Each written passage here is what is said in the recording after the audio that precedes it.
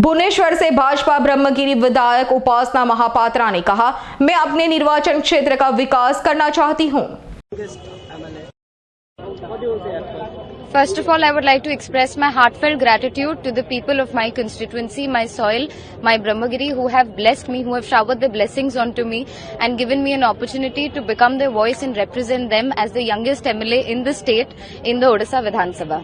So, what you have thought for your people, for your constituency people? So even in the year 2024, we are deprived of basic fundamental rights like clean drinking water. We are lagging behind in infrastructural developments. Our connectivity issues are rampant. Even in our medicals and CHCs, we don't have availability of doctors, nurses, basic dog bite kits or snake bite kits. And even in our schools, we have a lack of teachers. We have a crippling education system which is reflected in the youth of Brahmagiri today, who are already a victim of massive unemployment. So we have to figure out a way to generate a lot of employment, especially considering the fact that ours is a tourist spot. It is a beautiful tourist spot. We need to open up our constituency, our soil to a horde of tourists from our state, our country and all over the world.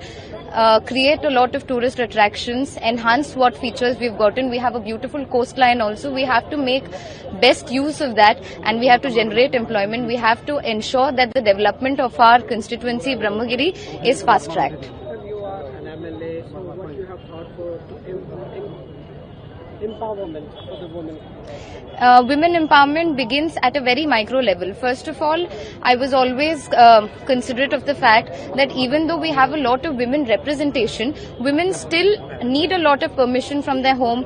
They have a lot of barriers when it comes down to actually exercising their rights. They are aware of their duties, sure, but they need to be aware of their rights also. So I think first of all, I would like to be a part of grassroots like I always have. I would continue doing what I have been doing and include a lot more women than I already have. You have become youngest MLA, so what is your opinion for young people?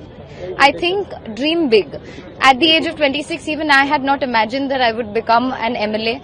I think circumstances and my family background had also a big role to play, but a lot of hard work has been put into this, not just by me, but my wonderful team, the people of our constituency, the people of my organization. I lovingly call them Lulu Parivar. We are Modi Parivar. All of our collective efforts have borne results, and finally we are here with the youngest voice at the age of 26 at the Odisha Vidhan Sabha, and I seek to develop my constituency and take it to newer heights.